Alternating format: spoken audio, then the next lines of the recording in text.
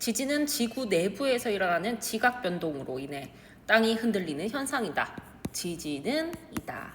이렇게 된 문장은요, 정의와 개념이라고 볼 수가 있겠어요.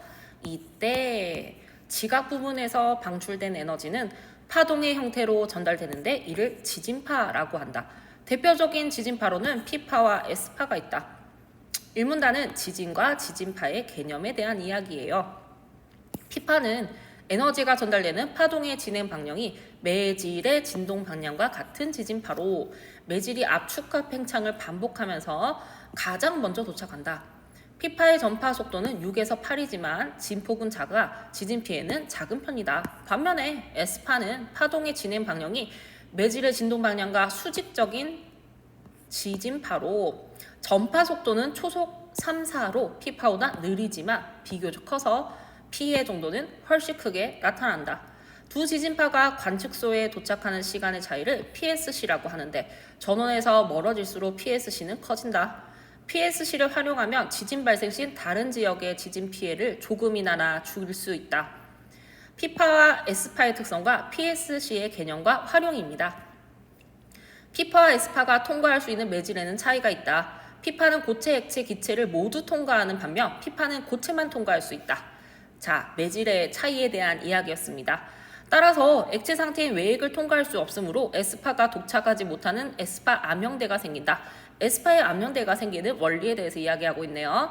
P파는 멘틀과 외핵, 외핵과 내핵과 같이 상태가 다르거나 같은 상태이라도 밀도가 다른 매질의 경계면을 지날 때 굴절이 일어나는데 이로 인해 P파 역시 암형대가 생긴다.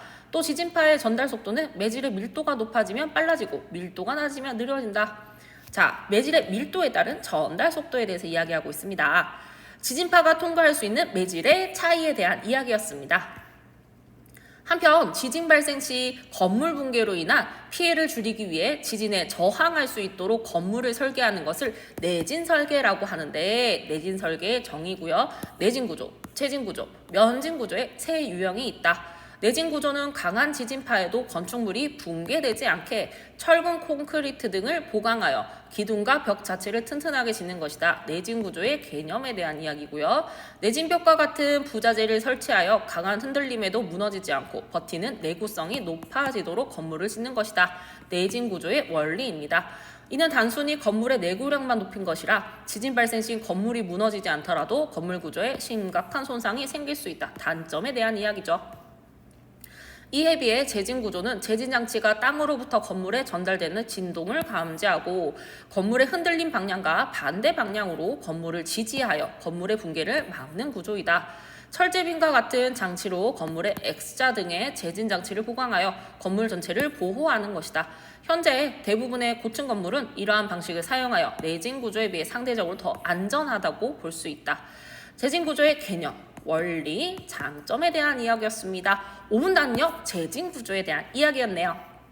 앞선 두 구조가 건물이 지진력을 버티는데 초점을 두었다면 면진 구조는 건물이 전달되는 지진력 자체를 줄이는 데 중점을 둔다. 면진 구조의 특징입니다.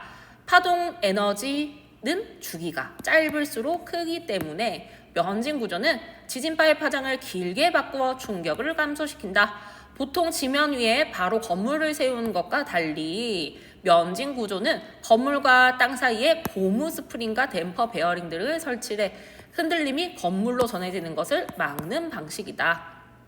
면진 구조의 원리이고요.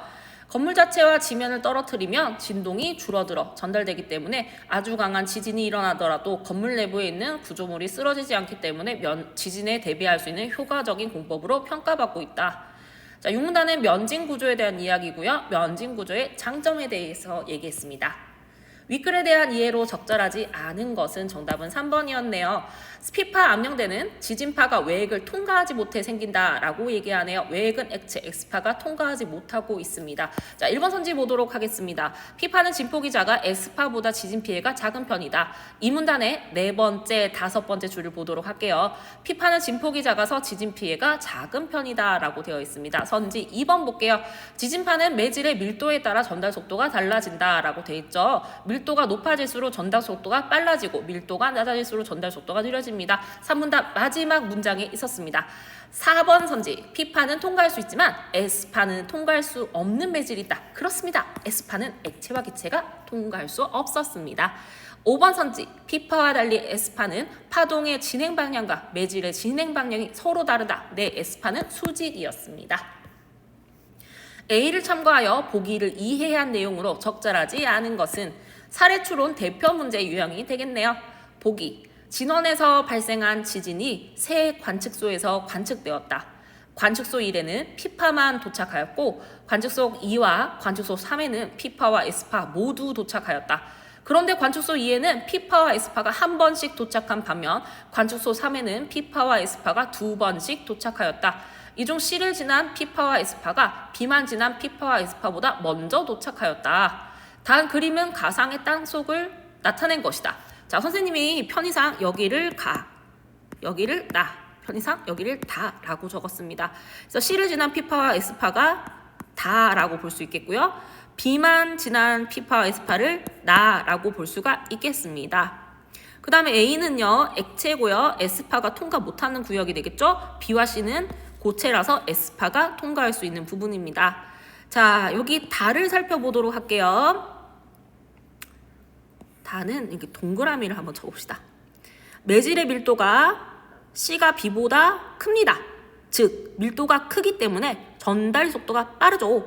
C의 밀도가 B보다 높다라고 볼 수가 있겠습니다. 정답은요, 바로 2번 선지였습니다. 나머지 선지들 살펴보도록 할게요. 선지 1번. 관측소 2에는 P파가 S보다 먼저 도착했고 맞는 선지가 되겠고요. 3번 선지. 관측소 2에 도착한 지진파의 PSC보다 관측소 3에 도착한 지진파 중 B만 지난 지진파의 PSC가 더 크게 나타나겠군. 이렇게 돼 있죠. B만 지나온 가나. 나가 PSC가 클 것입니다. 왜냐하면 진원으로부터 거리가 멀수록 PSC가 커지기 때문입니다. 4번. 관측소 3과 달리 관측소 1에 S파가 도착하지 않은 것은 관측소 1과 관측소 3으로 가는 경로의 매질의 상태가 다르기 때문이겠군. 다가 나보다 먼저 도착한 것은 매질 밀도가 C가 B보다 크기 때문입니다. 선지 5번. 관측소 3에 도착한 지진파 중 C를 지난 지진파가 B만 지난 지진파보다 먼저 도착할 것은 C의 매질 밀도가 B보다 높기 때문이겠군. 맞는 선지가 되겠습니다. 정답은요, 바로 2번이었습니다. 기역의 이료를 추론한 내용으로 가장 적절한 것은 기역은요, 바로 여기 살펴보도록 하겠습니다. PSC를 활용하면 지진 발생 시 다른 지역의 지진 피해를 조금이나마 줄일 수 있다. 어떻게 풀까요? 바로 앞문장에 주목을 합시다. 진원에서 멀어질수록 PSC는 커진다라고 적혀있죠. 그럼 정답이 5번이겠네요. PSC를 측정한 지역보다 진원으로부터 먼 지역에서는 P파 탐지 후 S파 도착 전에 지진에 대비할 수 있기 때문에 정답은 5번이 되겠고요. 나머지 틀린 부분 선생님이 X 쳐놓았으니까 잘 살펴보도록 합니다. 보기의 가와 다는 내진 설계의 각 구조를 도식화한 것입니다. 자, 이 문제는요, 4문단, 5문단, 6문단을 병렬 대응하면 되는데요. 지문과 그림을 대응해서 활용하는 것입니다. 윗글을 바탕으로 보기를 이해한 내용 중 가장 적절한 것은, 자, 가는요, X, X, X 이렇게 그려져 있고요. 나는요, 이 밑에 무언가를 깔았죠. 다는요, 이렇게 되어 있는 게 가장 큰 특징이 되겠습니다. 자, 그래서 가는 재진 구조, 나는 면진 구조, 다는 내진 구조가 되겠고요. 가장 적절한 것은 선지 5번이었습니다. 나는 건물 아래에 설치된 구조물에 의해, 다는 건물 자체의 내구력에 의해 건물이 보호된다. 맞는 선지가 되겠고요. 나머지 선지도 살펴보도록 할게요. 나머지 선지도 맞는 말로 바꾸어 보았습니다. 자, 요렇게 바꾸면 맞는 말이에요. 자, 그 다음에 짧게가 아니라 길게로 바꾸고요. 요렇게 바꾸면 또 맞는 말이에요. 반대가 맞는 말이고 나는 상관이 없는 것이었습니다. 정답은요, 바로 5번이었습니다. 어휘 문제네요. 문맥상 A에서 E를 바꾸어 쓰기에 적절하지 않은 것은 정답은 3번이었습니다. 보완이란 말의 뜻을 한번 살펴볼까요? 모자라거나 부족한 것을 보충하여 완전하게 하다란 뜻이 되겠는데요. 건물의 붕괴를 막는 것과 문맥상 같은 의미를 가진 어떤 일이나 현상이 일어나지 못하게 막다란 뜻을 가진 방지하다가 되겠습니다. 정답은요, 바로 3번이 되겠습니다.